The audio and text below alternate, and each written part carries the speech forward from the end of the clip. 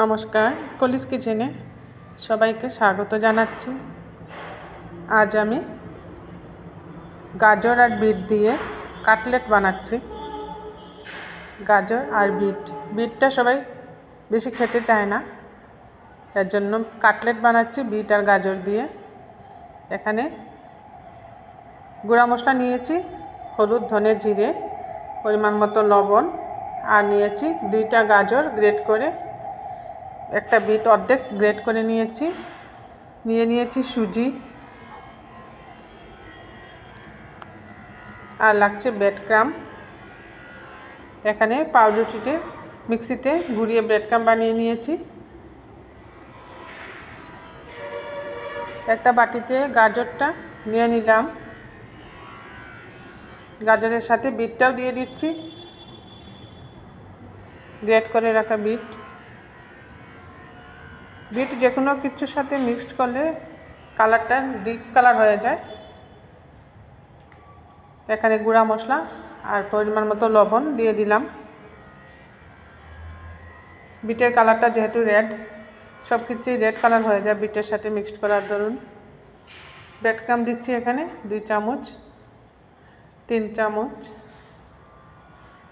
বড় চামচে 3 চামচ ব্রেড ক্রাম্ব মিক্সড করে নিচ্ছি। ব্রেড ক্রাম্ব দিয়ে এটাকে হাত দিয়ে আমি ভালোভাবে মিক্সড করে নিচ্ছি। এবার দেখুন কালারটা রেড হয়ে গেছে, গাজরটার কালারও রেড হয়ে গেছে বিটের দরুন। বিট যেটার সাথেই মেশানো হয় বিটের কালার হয়ে যায় রেড কালার।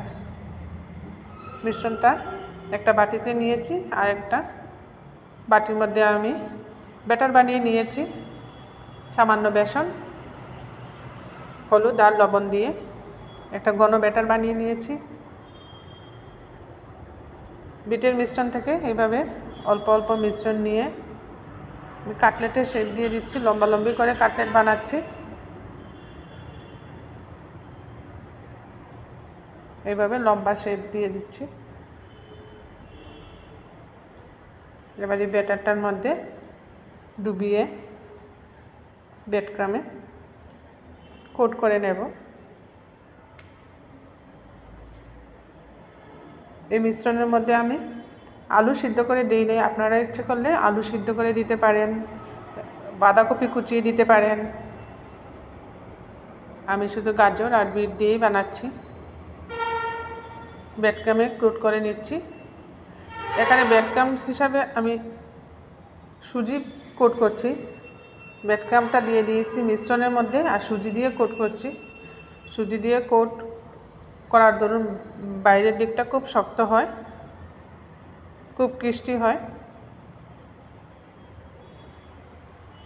এইভাবে কাটলেটের বাইরের দিকটা খুব ক্রিস্পি আর খুব শক্ত হয়।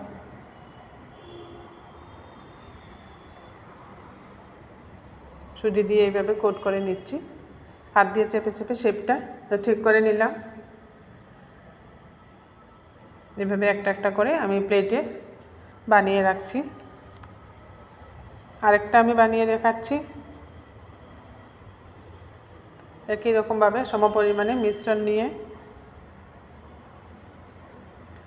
লম্বা করে শেপ দিয়ে বানাচ্ছি। এটা যে কোনো শেপ দিয়ে বানাতে পারেন, আপনারা চ্যাপটা করেও বানাতে পারেন, কাটলেট গোল করেও বানাতে পারেন।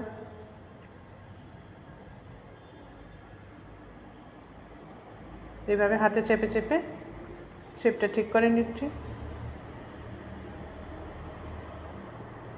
এটাকেও আমি ব্যাটারে ডুবিয়ে ব্রেড ক্রাম্ব লাগিয়ে নিব।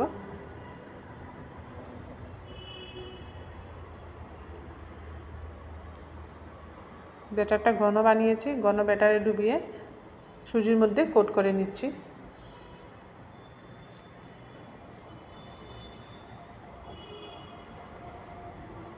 সুজি দিয়ে কোট করলে এমনিতেই গাজর আর বিটটা মিশ্রণটা গাজর আর বিটের যে মিশ্রণটা আমি বানিয়েছি মিশ্রণটা নরম, সুজি দিয়ে কোট করলে শক্ত হয়ে যায়। সুজি অনেকটা জল টেনে নেয় এই মিশ্রণ থেকে, এর জন্য এটা আমি সুজি দিয়ে কোট করছি। দেখুন খুব সুন্দরভাবে কোট হয়ে গেছে। সুজি দিয়ে কোট করে 30 মিনিটের মতো রেখে দিলে খুব ভালো হয়, কোটিংটা খুব সুন্দর সেট হয়। এই যে 2টা বানিয়ে নিলাম, বাকিগুলো বানিয়ে নিচ্ছি। এদিকে গ্যাসে কড়াই বসিয়ে রিফাইন্ড অয়েল দিয়ে দিলাম, একটু বেশি পরিমাণেই রিফাইন্ড অয়েল দিয়ে দিয়েছি।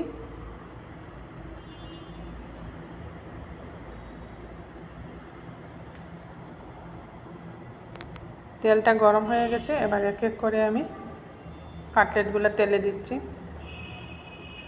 এই কাটলেটটা আমি চ্যাপ্টা করে বানিয়েছি।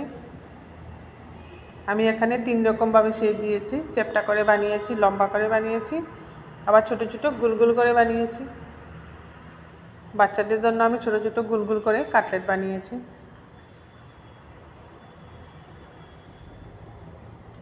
এই যে ছোট ছোট গুলগুল কাটলেট তেলের মধ্যে দিয়ে দিচ্ছি ফ্রাই করার জন্য।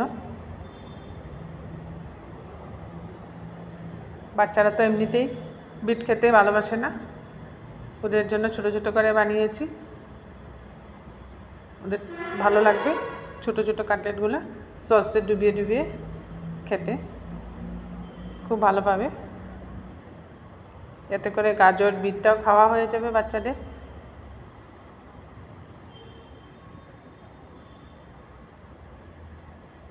এপাশ হয়ে গেছে, অন্য পাশটা আমি উল্টে দিচ্ছি।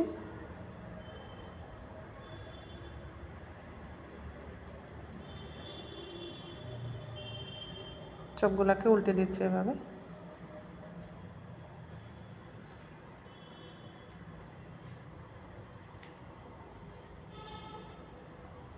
আর এই কাটলেটগুলো একটু মিষ্টি মিষ্টি হয়, গাজরটাও মিষ্টি থাকে, বিটটাও একটু মিষ্টি মিষ্টি।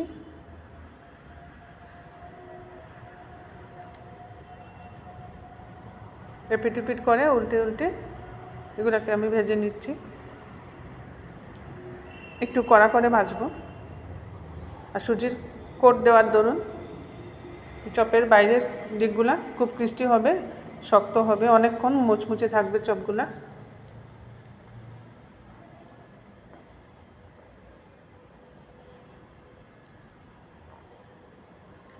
একটু সময় নিয়ে ধীরে ধীরে উল্টে পাল্টে ভেজে নিলেই তৈরি হয়ে যাবে গাজর বিটের কাটলেট। এগুলো ফ্রাই হয়ে গেছে, আমি উঠিয়ে নিচ্ছি।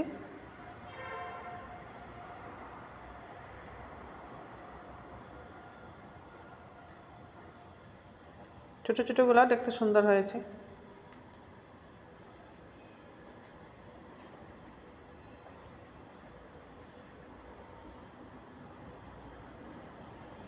এবার এই তেলের মধ্যে বাকি কাটলেটগুলো ভেজে নিচ্ছি। এগুলো আমি লম্বা করে শেপ দিয়েছিলাম।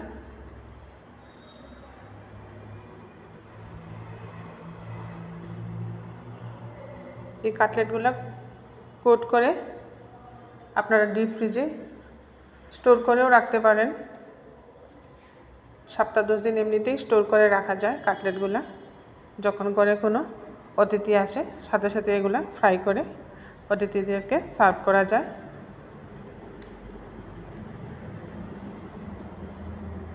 বিট আর গাজরের খুব সুন্দর একটা রেসিপি, বিট গাজরের কাটলেট।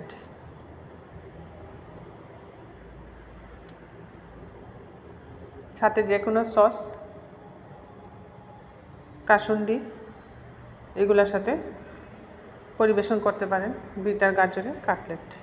বানিয়ে নিলাম গাজর বিটের কাটলেট। আমার এই রেসিপিটা ভালো লাগলে আপনারা বানিয়ে খাবেন, কমেন্টে জানাবেন কীরকম হলো।